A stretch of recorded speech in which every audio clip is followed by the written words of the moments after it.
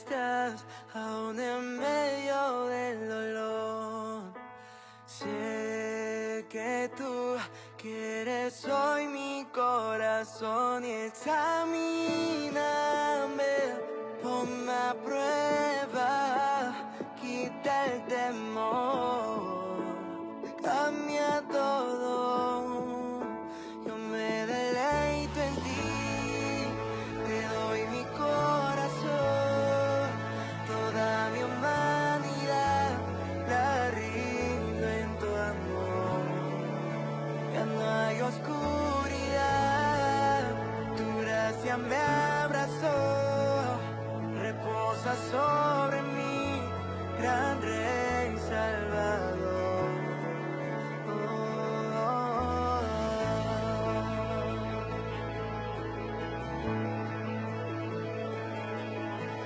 Sé que ves mucho más de lo que doy. Quiero estar dentro de tu inmenso amor y examíname, ponme a prueba, quita el temor, cambia todo. Yo me deleito en ti, te doy mi corazón, toda mi humanidad la rindo en tu amor. Ya no hay oscuridad, tu gracia me abrazó, reposa sobre mí, gran Rey Salvador. Yo me deleito en ti, te doy mi corazón, toda mi humanidad la rindo en tu amor. Ya no hay oscuridad, tu gracia me abrazó, reposa sobre mí, gran Rey Salvador.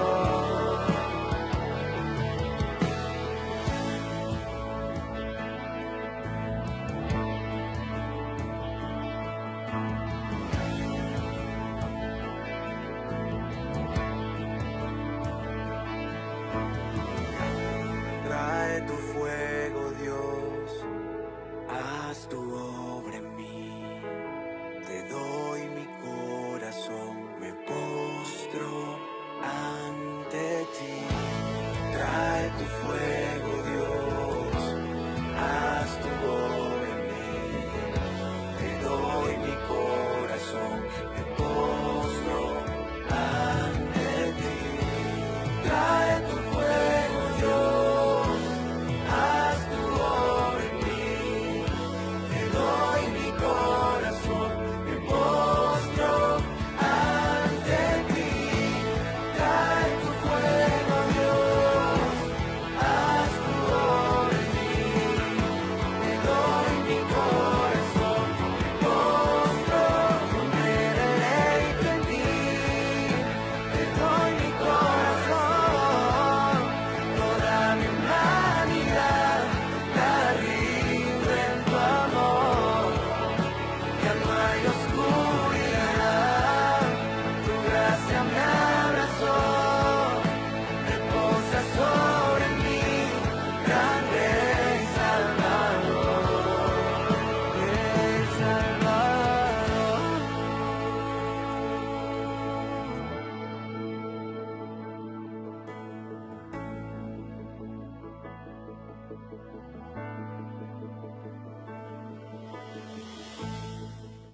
Bienvenidos a otra edición de Clamor en la Noche. Este es el día que ha hecho el Señor. Gocémonos y alegremos en Él mismo. Recuerden que este programa se transmite desde los estudios auxiliares de la Cadena del Milagro en Cataño, Puerto Rico. Agradecemos la labor de aquellos que están allá en Camoy, pero acá Edra, Chaniel, Walá, que son los que nos ayudan a montar. Un aplauso para ellos, porque yo puedo originar la idea y todo, pero toda esa parte técnica yo no la puedo hacer. Y ellos hacen la parte técnica, la edición, todo. Así que y toda esta cadena que se mantiene en pie por sus oraciones y por sus ofrendas. Quiero recordarle que si ha hecho una colaboración en la pasada avanzada, pues, y Dios le ha provisto, envíese la cadena. Hemos estado aquí reparando. Creo que todavía hay un trabajo que hay que terminar, pero ya prácticamente se restableció el aire acondicionado, pero hay una parte adicional que aunque no sé cómo explicarla técnicamente, hay algo especial más que hay que hacerle para que esto quede más seguro todavía. Está funcionando muy bien, pero hay una parte que tiene que ver con los ductos y cosas que hay que ponerlas porque estaban viejas y cosas. Esa parte no se ha podido renovar completamente, sí. Pero todo lo que se hace aquí, mano, yo que entiendo lo que cuesta mantener facilidades como esta, por eso siempre voy a las avanzadas y ni plata ni oro tengo, pero el tiempo que tengo lo dedique. Y me recuerdo bien lo que estaba hablando en estos días sobre Éxodo 25:1, cuando Dios, después que le da los mandamientos a Moisés y todos entonces dice, levanta para mí ofrenda de corazón voluntaria y de corazón de entre el pueblo. El pueblo de Dios debe sostener su empresa. Es decir, nosotros mismos tenemos que sostener la obra de Dios, ya sea la cadena del milagro, sea la iglesia local, sean los viajes misioneros, el ministerio del clamor y tantas otras cosas. Y es una bendición. Entonces, recordaba esto que en esa enseñanza que estaba dando, decía que Dios le dice primero los de oro, plata y cobre. Entonces, divide la ofrenda en tres categorías, los que tienen mucho, los que tienen menos, la clase media y la clase pobre. Pero entonces, después en el resto de ese capítulo, habla de los cueros de tejones, que eran unos ratones de desierto, habla de los pelos de cabra y habla del aceite, de esto. Entonces, lo que se recoge en eso es que cuando se va a hacer el tabernáculo, que era lo primero que se iba a construir antes del templo, en el desierto, no sabían cuántos años iban a estar, estuvieron todos esos años en el desierto, decenas de años en el desierto, y se le alargó el término porque desobedecieron a Dios, pero el primer templo iba a ser eso, un tabernáculo. Entonces, eso se levantó, dice, y levantaré para mí, un tabernáculo en el cual yo pueda morar. Así que la ofrenda, dijo, es para mí. Uno se la da al hombre, si el hombre la usa mal, bueno, allá él o ella con él. Si la persona no cumple o no, eso es asunto suyo. Dios no quiere nada obligado, todo es voluntario y de corazón. Y lo levantarás entre el pueblo. El que tiene más, da más, el que tiene menos. Y después dice que si no tienes más nada que tu talento, porque dice, pues cueros de tejones y pelos de cabra. Así que para algo, dice, aceite, ciertas prendas para el vestuario del sumo sacerdote, lo que fuera. Todo el mundo tiene un lugar, así que, y tiene que ser no obligatorio, ni por intereses, no por artimaña, que el que levanta la ofrenda se inventa un embeleco y una mentira y un engaño. No, tiene que salir de tu casa. Dios no quiere esa ofrenda engañosa. Dios no quiere esa ofrenda que estás dando para ver si ganas algo, si te ganas a alguien esto. Yo no sé qué, si a Dios no lo puedes comprar, hermano. Y mire si se prueba cuando el rey Acab va donde Nabot, que tiene la viña al lado del palacio, y le dice, yo quiero esta viña, te la cambio por otra, te la compra. Y Nabot era un hombre íntegro. La viñita Acab tenía viñas por todos lados en el reino en las 10 tribus, que era allá en Samaria, que es el norte. Bueno, claro. Y él como rey creía que podía ser. Hay gente que creen que se están soberbios, creen que pueden hacer lo que da gana, and think they can get away with it, y piensan que se pueden salir con la suya. Y entonces el rey en su soberbia va y baja allá abajo y va solo y le dice, yo te voy a comprar esto. Y Nabot le dice, no, te la voy a cambiar por una mejor. Y Nabot le dice que no. Él dice, esta viña es la herencia de mi padre. Esto fue lo que heredé de mi padre. Oye bien claro. Y esta herencia no se vende ni se cambia. Y ese hombre íntegro, pues le dio una lección a un rey. Hermano, lo que Dios te ha dado, el talento que Dios te ha dado, úsalo para Dios. No lo uses para el mundo. Úsalo para Dios. La sabiduría que Dios te dio, úsala para bendecir al pueblo. Dice, no lo vendas. Este es un año que tenemos que tener mucho discernimiento, es un año político. Clamor es el 2 de septiembre y Dios me ha instado que hay que cuidarse, que hay que pedir discernimiento, que hay que pedirle dirección a Dios por quién vamos a votar. Y lo más que vengo advirtiendo es, cuando nadie hablaba, en noviembre del 2022 Dios me dio alerta al pueblo a partir de ahora hasta que terminan las elecciones, empieza a hablar de que viene una alianza satánica donde van a presentar a un individuo que va a decir qué es lo que va a arreglar el mundo, que va a acabar con la corrupción y que el remedio es peor que la enfermedad, que el pueblo ore y no le dé el apoyo a ninguna de estas personas, porque han acogido a esta gente buena y las han infiltrado para venderse como la solución final. Una especie de anticristo, no el anticristo, no, una especie de engaño. Mirad que nadie os engañe, dijo Jesús. Es una época de engaño, ¿no? Una perversidad es tremenda. Entonces, como no han podido ganar las elecciones y el poder en otra forma, pues lo van a ganar con engaño. Han hecho una alianza. Y cuando usted ve los que dirigen la alianza, tienen una tendencia y una agenda escondida. Y tienen otra que es abierta. Son marxistas, son personas de la ideología de Satanás, de LGTBQ, y promoviendo la teoría práctica crítica racial y promoviendo todo lo que es el transgénero y todo. Entonces se ocultan en las tinieblas y están entregados, han sido militantes de esos, propagadores de esas ideas radicales. Entonces meten a 2 o 3 aguachapitas ahí que los tienen de zánganos, los tienen nada más que para engañar al pueblo.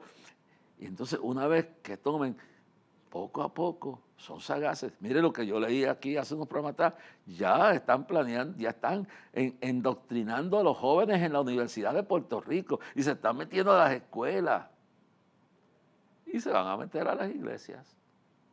Y está pasando en Estados Unidos con las universidades, está pasando con el gobierno. Mire que usted iba a pensar en la historia que yo llevo de mi vida. Yo todavía tengo memoria desde niño. Yo nací durante la Segunda Guerra Mundial. Entonces, con memoria, cuando la guerra de Corea, esa me recuerdo claramente, la guerra de Corea. Después vino lo que llaman el conflicto, porque no querían llamar ni guerra, pero murieron miles de personas. Después vino la Guerra Fría. Después vino la guerra de Vietnam. Cuando se le advirtió al país, escuche esto, no hay peor ciego que el que no quiere ver. El pueblo se le advirtió que si elegían a John F. Kennedy y salía como presidente, el que iba a mandar era el Papa de la Iglesia Católica. Y no porque fuera católico, era por la ligadura que había entre ese hombre y su familia y el Papa. Y no pasó bien, que ganó, que se la robaron. Todo el mundo, ahí sí hay pruebas que se robaron esas elecciones. Y Nixon, que era un patriota, con todo lo que diga, el tipo cuando supo a las 4 de la mañana que le habían robado las elecciones, sus abogados dijeron, vamos para el tribunal, y había la Guerra Fría. Es bueno conocer historia entre Rusia y Estados Unidos. Yo me recuerdo yendo a la escuela que sonaban las sirenas y uno tenía que irse a esconder porque pensaban que los rusos habían lanzado algún cohete con una bomba atómica. En otras palabras, ya la bomba atómica estaba en poder de los rusos y luego se fue proliferando en otros, pero había un temor de eso. Entonces, como había ese temor de la guerra, explotan los mentirosos. Bueno, ¿qué sucede? Que Kennedy se roba, la familia de él se roba las elecciones. Yo he entrado, le he explicado cómo fue. Eso no lo pueden esconder, ya eso se sabe. Y llegan al poder robándose las elecciones por Chicago, que le da el estado de Illinois. A las 4 de la mañana Nixon dice, yo no voy a educar, estamos en una guerra fría. Esto va a durar un año por lo menos o más y yo no quiero poner la nación en peligro. Luego, él cede, toman el poder y lo primero que hace el Papa, que llama a Kennedy, y los Kennedy le pide, el Papa a los Kennedy, el presidente, que los católicos, que los curas en Vietnam están en peligro, los franceses están huyendo porque han sido derrotados en Dien Bien Phu, y los curas que están controlando todavía Hanoi, a Saigón, y los que están en Hanoi están pidiendo una intervención norteamericana para no caer del poder, porque los van a masacrar, que los van a perseguir. Entonces, el que abre la puerta para meter tropas allí al principio fue John F. Kennedy. John F. Kennedy, y miren, los políticos son terribles, permitió el asesinato del presidente que había de Vietnam del Sur y le metió tropas asesoras.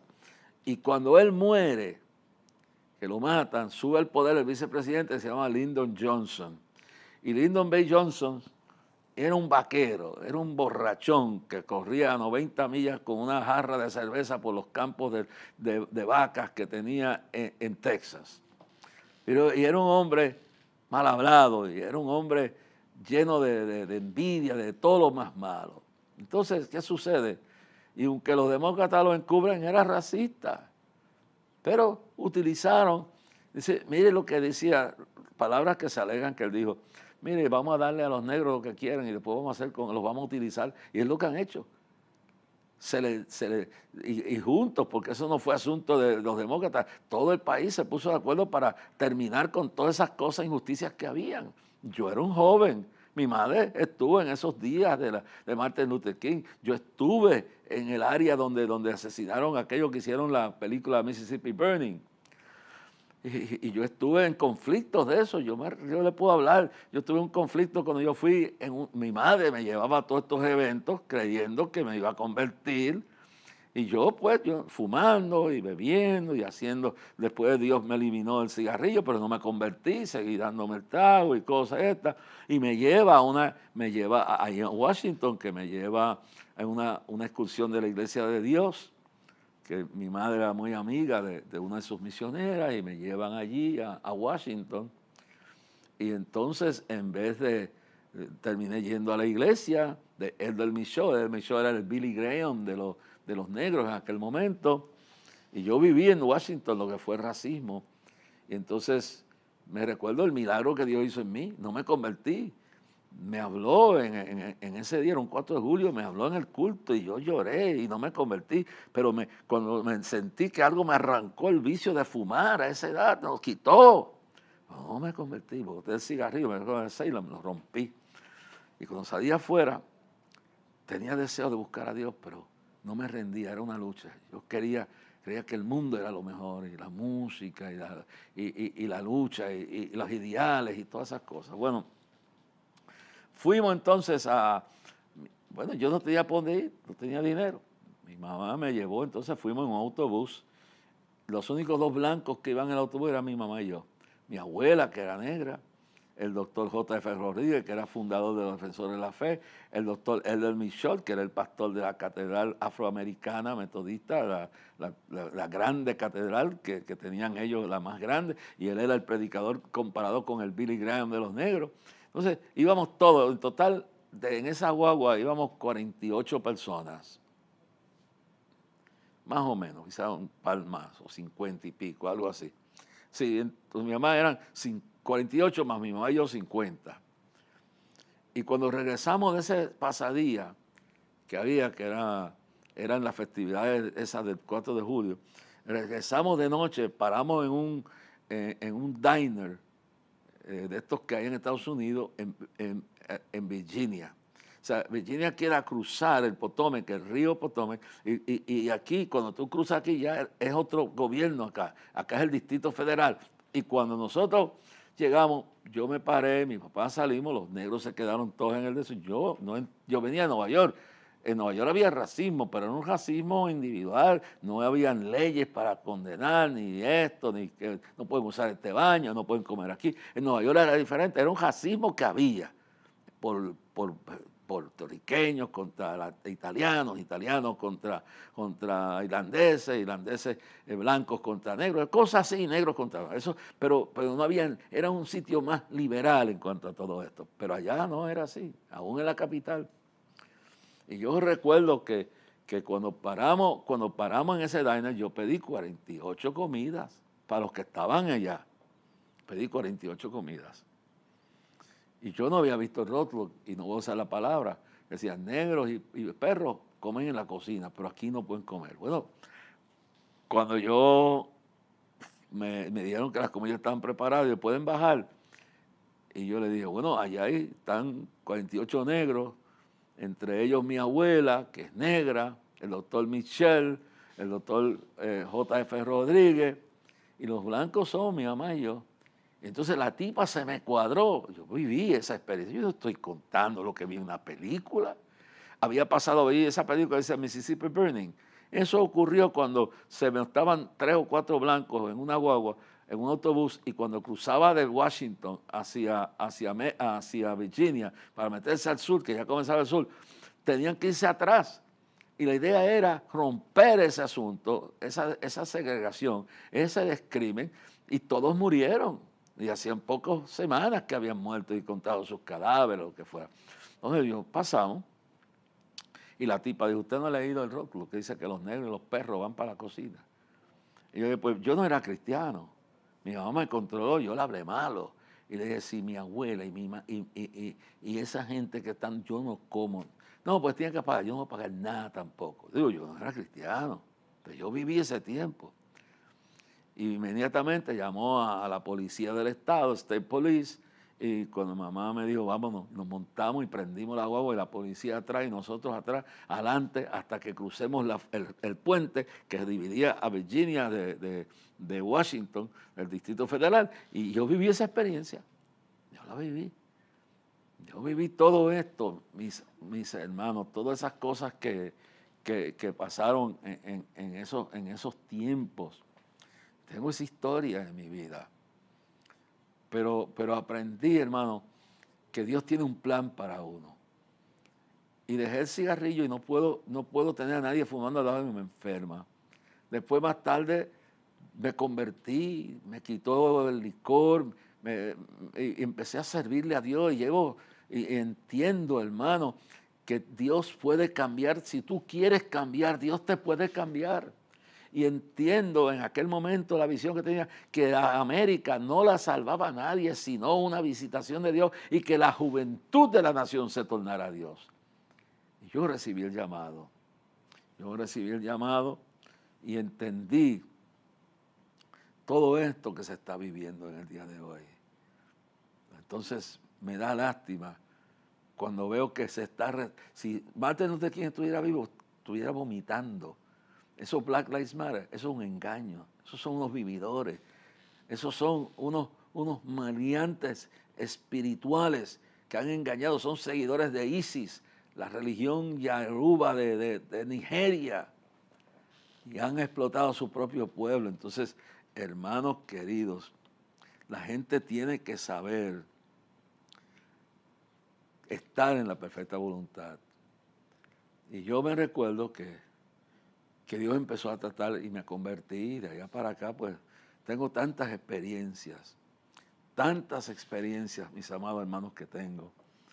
Entonces, me preocupa cuando veo lo que está sucediendo, cómo se está yendo para atrás, cómo la gente se está confundiendo, cómo se está turbando. Y pienso que es bueno que en unas elecciones la gente ore, examine cada uno, como por último, a cada candidato, para que después no se desenmascaren y saquen a la verdad lo que son. ¿Y por qué le digo esto? Porque en el caso de este racismo, de todo esto vino, la guerra de Vietnam vino por causa de una mala decisión política. Metieron a gobernar una familia, empezando con John F. Kennedy, que estaba entregada al Vaticano. Y el Vaticano, el Papa pide y envían, escucha bien para que tengan cuidado, envían entonces tropas de asesoramiento y luego de eso, entonces, escuche bien, es que matan a Kennedy y sube Lyndon Johnson al poder y Lyndon Johnson lo pintan, la publicidad era en blanco y negro, lo pintan como el pacificador, el hombre de la paz. O sea, la guerra estaba reiniciándose, estaba comenzando a aparecer. Entonces lo pintan como el asesor de paz. Me recuerdo que ponían a Barry Goldwater, que era el candidato republicano, lo ponían con el dedo de él sobre el botón donde iba a salir la bomba atómica, el misil que iba a comenzar la guerra, y lo pintan como un tipo malo, demoníaco. Y entonces pintan a Lyndon Johnson, porque ya Kennedy ha muerto, lo pintan, y déjame decirle, después, saben que esa elección se la robaron a Nixon. Dios honró a Nixon en 2 elecciones. Su pecado fue encubrir, óyelo bien claro, encubrir el delito de los que hicieron Watergate. Él no hizo Watergate ni lo perdonó. El pecado de él fue encubrir a los que hicieron eso. Y este es el caso, gente, como que él no estaba consciente, Nixon, y Dios lo recompensó después del robo que le hicieron. 2 elecciones ganó. Pero luego él no quiso esclarecer lo que hicieron esta gente en nombre de él. Y esto es muy importante, lo que la persona entienda. Y Lyndon Johnson metió 500,000 soldados a Vietnam, de los cuales, entre comillas, se dice que murieron 50,000.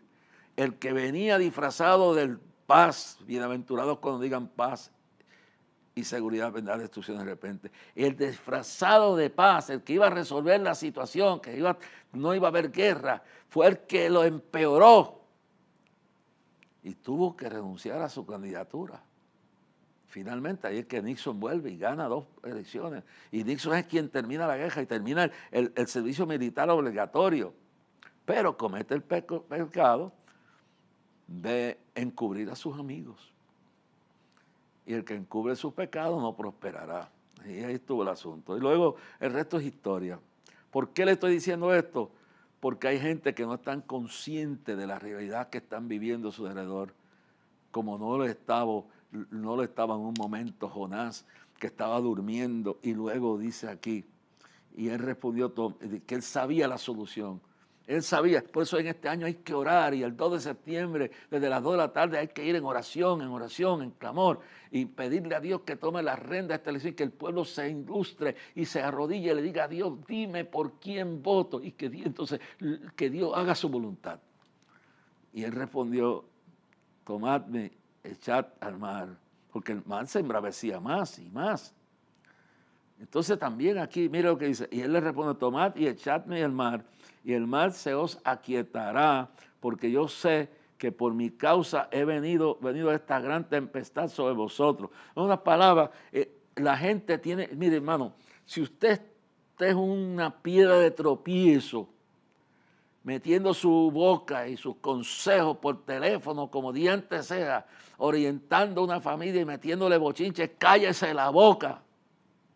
No se meta a aconsejar carnalmente, y hay familiares y hay amistad y bochincheras que cojan una parte de un problema que no saben lo que está pasando en una iglesia, no saben lo que está pasando en una vida, y se destruyen hogares por bochinches y lenguilargos y males consejeros, que la mano de Dios les sabe que todo está pasando porque están ahí y tienen que irse, y el culpable era Jonás, y Jonás no quería aceptarlo. Y cuando él dijo, lo aceptó, y dijo, écheme que el problema soy yo. Hay gente que si saben que no pueden hacer el trabajo, lo que tienen es que en paz decir, yo me retiro, pero voy a hacer lo que puedo. Hay gente que si están creando problemas en una iglesia y dividiéndola, antes que le caiga la mano de Dios encima, deben retirarse. Y hay gente en puestos políticos, en puestos religiosos, y hay gente en lugares que no deben estar porque son una maldición, andan mal con Dios.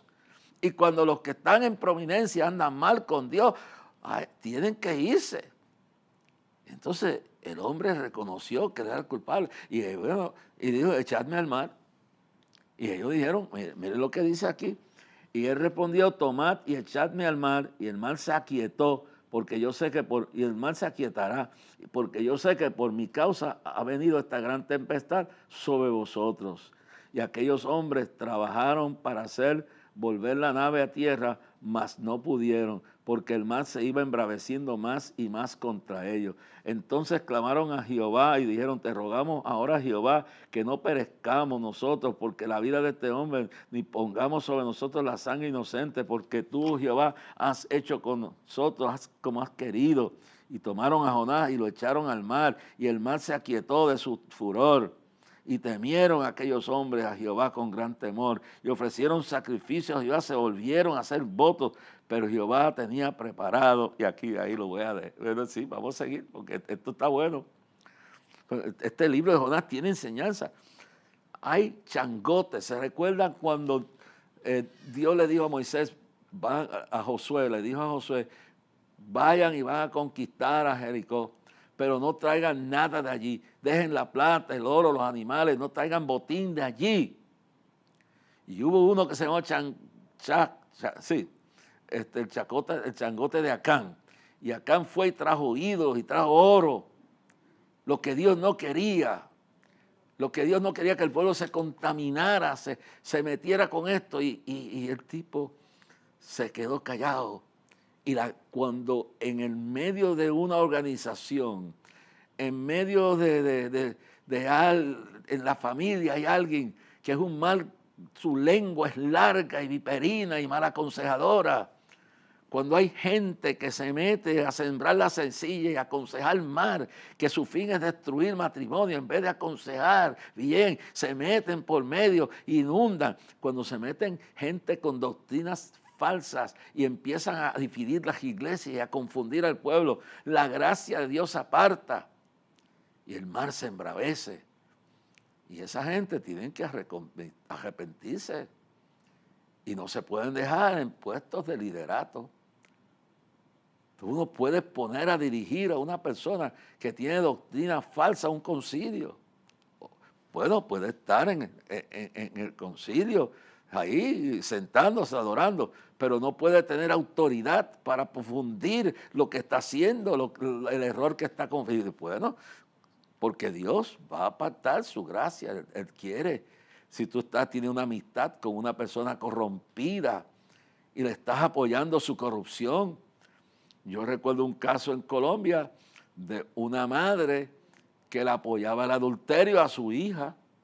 Y cuando la hija iba a la casa, esto era en Cali, y ella iba yo no sé a qué ciudad, más lejos todavía, y cuando allá le dejaba la casa para que se acostara con el amante que tenía, y después volvía para atrás, encubierta por la madre, a venir a la casa de su familia, donde tenía su hija y su esposo. Eso terminó mal. ¿Por qué lo digo? Porque yo estaba allí. Porque ese hombre trabajaba en la campaña y no sabía, porque hay veces nadie sabe, la gente piensa que se pueden esconder. Jonás pensó que se podía esconder de Dios y que pensaba que montándose en el barco que iba a patarse no le importaba a Dios, y él estaba llamado por Dios. Y la gente piensa de verdad, piensan que pueden esconderse de Dios, piensan que su pecado no, dicen que encubre su pecado no prosperará.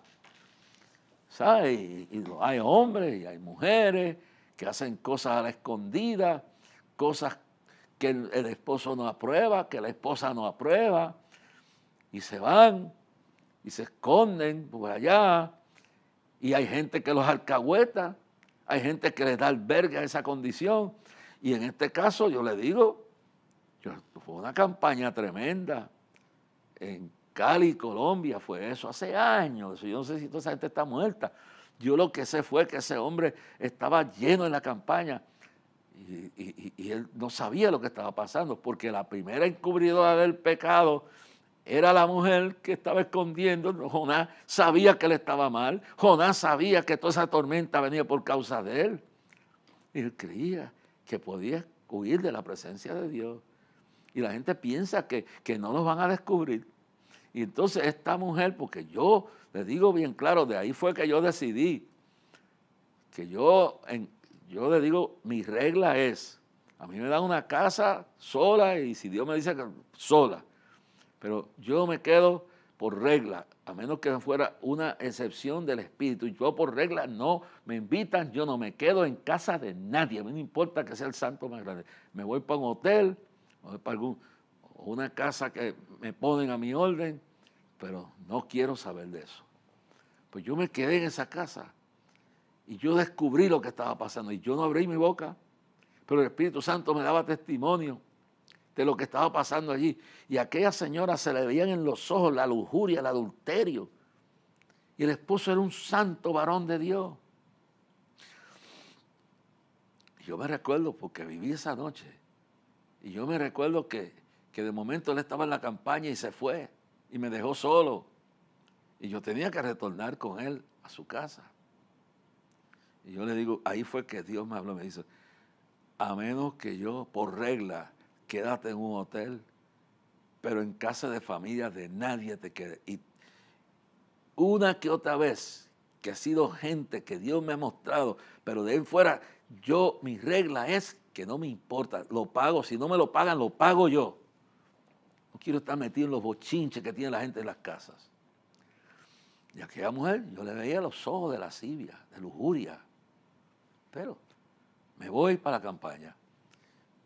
Y cuando el hombre se va, porque nada es oculto, usted puede ocultar un montón de años las cosas, pero tarde o temprano, y si está manchando la conciencia de un hombre, de una mujer de Dios, tarde o temprano Dios lo desenmascarará, su pecado. Y entonces, me recuerdo que yo lo vi que él se fue, terminó la campaña y me vino llorando. Y me dijo, estoy destruido. Y entonces me recuerdo que nos fuimos a comer a un sitio donde tocaba música de guitarra y vinieron, y yo estaba en aquellos momentos, vinieron a cantar canciones bonitas, típicas, y yo le dije, yo le doy la ofrenda, pero yo no quiero que me canten, pero yo le dije, mire, si quieren cantar, yo no los voy a humillar a ustedes, pero tenía que ver a aquel hombre destruido llorando por el pecado de esa mujer. Ella creía. ¿Y sabe lo que había pasado en el término de la campaña? Que el hombre sintió ir a la casa y llegó a la casa, y en la casa encontró al hombre que era el adúltero, que vivía con ella en secreto, con ellas metida en la propia casa de ellos, en su propia cuarto, en su propia cama, estaban haciendo la poca vergüenza. El tipo la iba a matar. Toda la noche yo tuve que bregar con ese problema para salvarle la vida a esa mujer. ¿Qué hicieron después que yo me fui? Yo no sé. Yo logré salvarle, la iban a matar y yo me metí por medio. Tengo otra historia de esta, porque esto tiene que ver cuando la persona se cree que su condición no afecta a los demás.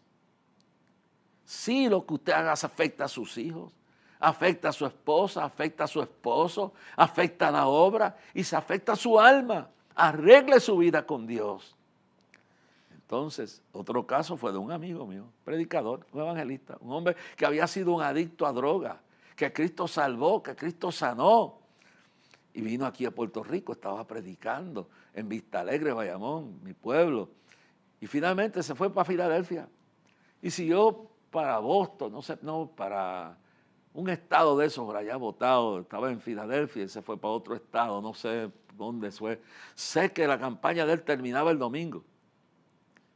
Y cuando terminó el Espíritu Santo le dije, no te quedes, coge tu carro y vete a tu casa. Dios no va a dejar que el engaño se perpetúe. Dios tiene una hora y le está dando oportunidad que confiesen su pecado, que se arrepientan de su pecado, porque si no la mano de Dios le cae encima. Cuando una de esas partes se mantiene fiel, la mano de Dios, Dios todavía es juez de toda la tierra, todavía Dios mata, todavía Dios castiga, todavía Dios hiere. Eso es Dios de amor. Pero si el asunto es salvar el alma, a Dios lo más que le importa no es el ministerio, no es nada, es el alma tuya. Y más si le estás siendo infiel a un siervo de Dios y lo estás ridiculizando. O una sierva, porque puede ser viceversa, una mujer haciéndole a un hombre la poca vergüenza o viceversa. Pero en este caso era la esposa. Y entonces ese hombre coge su carro y viaja horas. Y llega de donde estaba a Filadelfia, abre la puerta, no ve a nadie, abre la puerta de su cuarto y ahí estaban en la misma cama donde dormía él y dormía su esposa. En la misma cama estaban teniendo sexo el amante y la esposa, y desnudos estaban asustados porque pensaban que el tipo los iba a matar. Pero el diablo, la destrucción de eso fue más terrible, hermano. Esa gente se salvaron de milagro porque ese tipo había sido un criminal en la vida y se había convertido. Pero, hermano, no, yo lo que me dolió fue que el tipo fue tentado a cogerles y matarlos a los dos allí, y lo que hizo fue que se volvió loco. El diablo de Dios ataca, se volvió loco y se fue a la esquina allá donde vendía la droga y se metió la droga y volvió por 1 año o 2 a la droga de nuevo. Lo que hace el pecado, la tormenta que desvió aquella barca, la desobediencia de Jonás, lo que sucede en un país donde la gente está más interesada en el bienestar económico, en los monumentos, en los imperios religiosos, y no le importa que el diablo se está llevando esto. Y los políticos que han perdido el temor de Dios, manipulando hombres y mujeres de Dios. Es decir, el daño que hace eso. ¿Qué le pasó a esa mujer, a ese hombre? Salieron desnudos huyendo para ir para afuera. ¿Cómo terminaron? Yo no sé. Mi amigo terminó yéndose a un punto de droga y terminó por 1 año metido en la droga, arrastrado de nuevo, en lo que lo se pudo rescatar de nuevo y comenzar su vida de nuevo con el Señor. El pecado de Jonás, la desobediencia de Jonás, el querer hacer lo que le daba la gana, su condición trajo que el barco se iba a hundir y los marineros. La condición de tu pecado, de tu rebeldía, de tu maldad, es lo que trae a la fuente. Es lo que trae la destrucción de muchas vidas. Bendito sea el Señor. Ojalá es que, aquí no vamos a dejar la historia ahí, pero ojalá que entienda la gente que yo vivo mi vida. Pues eso no es real. Nadie puede vivir su vida como le da la gana. Todo lo bueno que tú hagas o lo malo que hagas, lo recibe o lo sufre tu familia, tus hijos, tus hijas, lo sufre tu padre, tu madre, lo sufre tu hermana, tu hermano, lo sufre el hombre o la mujer de Dios. O sea, lo que uno haga malicioso, tú no tienes derecho a hacer lo que te da la gana cuando tú vas a afectar la vida de un hijo, la vida de una hija, la vida de una familia, la obra de Dios. ¿Tú crees que Dios le va a excusar a Jonás esto? No. Y él entonces reconoce. Jonás reconoce que él es el culpable. Hay veces, hermano, que cuando uno está en liderato, cuando uno tiene una empresa es un negocio, y encuentra que hay empleados que están dañando la empresa y uno tiene que despedirlos, uno le duele, pero hay changote, hay que sacarlo. Y aquí el changote era Jonás, desobediente a Dios. El futuro de una nación estaba en riesgo, y lo que el pecador lo entiende es Jonás, que el futuro de una nación entera, millones de vidas están en riesgo. Lo que no entendió aquella mujer en Cali, la empresa, la hijita que tenían, no le importó nada más que el placer de estar metida en una cama con un macho y la calentura que tenía. ¿Y qué le pasó?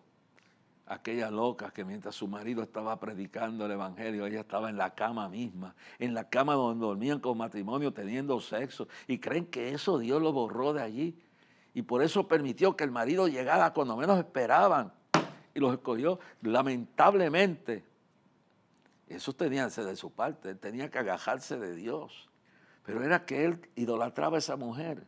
No idolatra a nadie, ámelo. El amor sobrepasa todo entendimiento. Ame a su esposa, ame a su esposo, ame a sus hijos, pero no los idolatra, porque el día que ese ídolo se caiga, usted se destruya. El único ídolo nuestro es Dios, Jesucristo. Por eso dice, y eso hay que interpretarlo, dice, ni la que duerme a tu lado te confíe, le dice. Y eso, claro, en el tiempo se dice eso porque la mujer no tenía el valor que ha tenido siempre para Dios. Lo que Dios le hizo se puede aplicar. El que duerme a tu lado, no te desconfíes, no vivas desconfiado, pero ni de la que duerme a tu lado, ni del que duerme a tu lado, te vuelvas ciego, que no puede pasar lo que puede pasar, porque cuando pase, se te derrumba el mundo y se te acabó todo. Pero si tú tienes tus ojos puestos en Jesús, y mire, este chorro impío tenía más temor de Dios que el propio Jonás. Hay gente impía, no convertida, que tiene más temor de Dios, más respeto de Dios que los mismos cristianos. Y ellos vienen y dicen, ¿sabías que tú no los habías dicho? Estás mal. Jonás estaba mal. Entonces cuando dice, no puedes idolatrar tu esposa ni tu esposo, porque si uno de ustedes se descuida con Dios, el que cree hasta el fin, medio no caiga. Y cuando una persona pierde el temor, pierde la vergüenza. Y después viene el encubrimiento. Y después va a ir como si nada. Ahí estoy tranquilo hasta que viene la vergüenza. Hasta que se descubre el pecado. Y entonces viene el llorar y el crujir de dientes. Es más, es tan grave la desobediencia que Dios manda una tormenta para ver si no se hunde el barco, a ver si ese hombre se arrepiente. ¿Qué habrá mandado? Dios puede permitir hasta postrarte en una cama. Yo no sé qué más, lo que Dios pueda permitir, lo que Dios pueda hacer, queriendo salvar tu alma, porque a Dios lo que le importa no es el maldito cuerpo, es tu alma que si se pierde eternamente. Arrepiéntete, que se pierda todo lo demás, pero no nuestra comunión con Dios. Y tanta cosa. Y la persona piensa que va bien, que tiene engañado a medio mundo. Te está engañando tú mismo, tú misma. Y vuelvo y le digo que aplicándolo fuera de la cultura de aquel tiempo, donde la mujer no se menciona porque al mencionar al hombre se mencionaba a la mujer. Cuando dice la que duerme a tu lado no te confíe, está diciendo no te confíes ciegamente, no es que no tenga confianza, no te confíes ciegamente, porque esa persona se descuida en Dios, puede hacer cualquier poca vergüenza. Mire 2 casos que le he mostrado, el último fue peor. Ese hombre estaba predicando, el otro estaba conmigo ayudándome en la campaña, era un empresario. Y cuando llega a la casa encuentra a la mujer metida en la misma cama de él. Y el otro también allá en Filadelfia encuentra, no lo están esperando porque él va a venir el lunes, no va a llegar el domingo. Y Dios le dice, móntate tu carro y vete para tu casa. Porque Dios no quiere que seamos engañados. Dios no quiere que tú engañes a nadie. Porque la Biblia dice que todo lo que dice, el que cubre su pecado no prosperará. Y todo lo que se haga en oscuridad será traído a la luz. No hay nada oculto que Dios nos revele. ¿A dónde miré? ¿A dónde me esconderé de ti? Y eso es lo que dice el Salmo 139. Entonces, eso quiere decir, no es que no haya confianza. Si no hay confianza no se puede vivir. Hay que tener confianza. Lo que está condenando es la confianza idólatra absoluta. Una confianza, es más, hay gente que se idolatra en ellos mismos. El que cree hasta el fin medio no caiga. Antes de la caída viene la altivez de espíritu. Hay gente que creen que son tan cristianos que esto le pasa a aquel, esto le pasa a aquellos, pero a mí no me pasa. Y se olvidan que el diablo anda con león rugiente buscando a quien devorar. Y se olvidan de su vida con Dios. Y se desconectan de Dios y se llenan de amargura y se llenan de rebeldía. Y se olvidan y empiezan a justificar su condición, porque eso es lo primero que hacen. Justificarlo, yo me di porque este tipo no estaba aquí. No, si es que no hay justificación. Entonces, la Biblia dice bien claro que nos apartemos aún de la apariencia de piedad. Aún la apariencia de piedad. Por eso, mi consejo a los pastores y a las pastoras es que cuando visiten un hogar, si es el hogar de una mujer, y el marido no está, usted no entre. Usted no se meta. Usted no sabe lo que está allá adentro. O si es usted pastora y ese hombre está solo, usted no entre. busque su marido, ¿sí? Y entre entonces. Tenga mucho cuidado con dónde usted se mete, con quién usted anda. Hay que tener mucho cuidado, hermano. Dios me dice una cosa, yo obedezco. Dios me dice, obedéceme en esto. Yo, las veces que no he hecho la voluntad de Dios, las cosas no me han salido muy bien, el negocio no ha salido bien. Cuando he hecho buenos negocios ha sido cuando Dios me ha dicho, esto es lo que hay que hacer, y hay que hacerlo de esta forma. Es claro esto, hermano. Pero no se puede tener una confianza ciega. Nunca me podrá pasar. El que cree estar bien, mira, no caiga. Cuida sobre todo tu alma, tu salvación con temor y temblor. Entonces hay una gente ahora enseñando que no importa, todos somos hijos de Dios, y no importa cómo vivan, lo que crean, todos van para el cielo. Y es una locura, una locura absoluta. El que cree estar firme, mire y no caiga, antes de aquí viene la actividad de espíritu.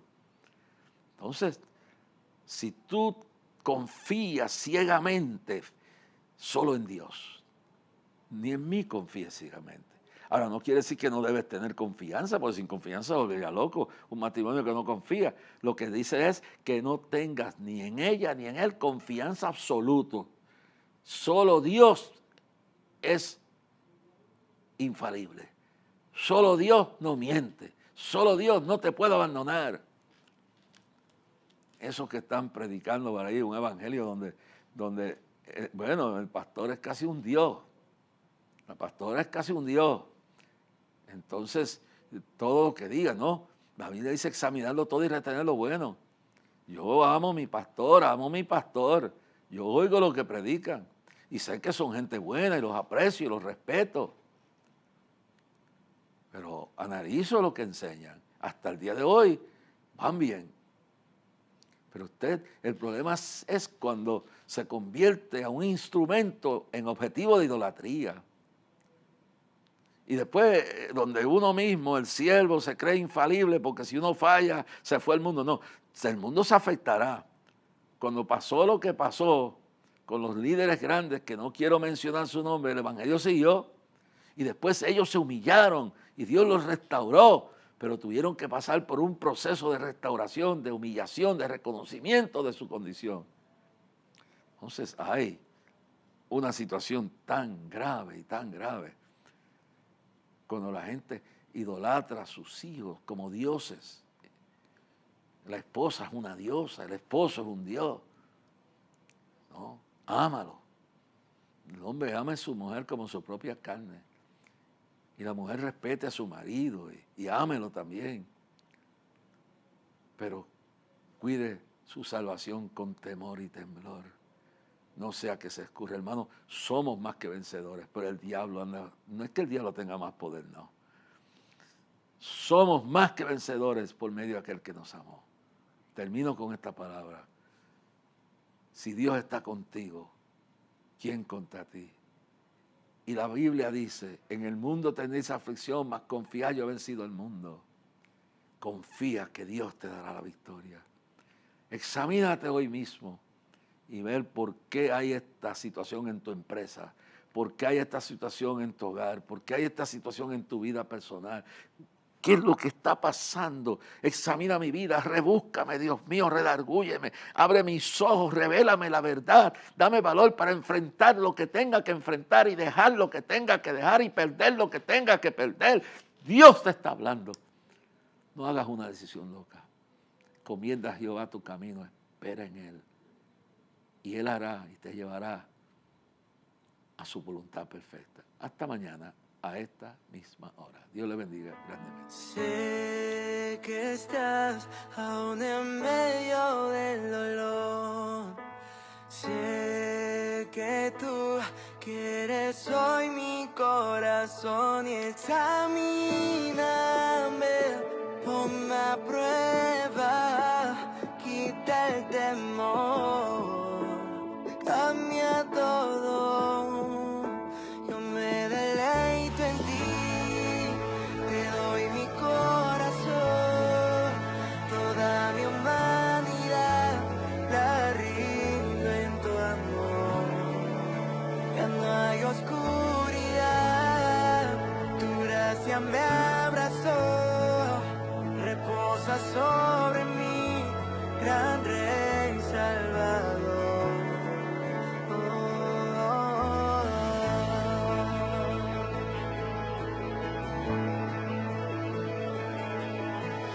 Sé que ves mucho más de lo que doy. Quiero estar dentro de tu inmenso amor y examíname, ponme a prueba, quita el temor, cambia todo.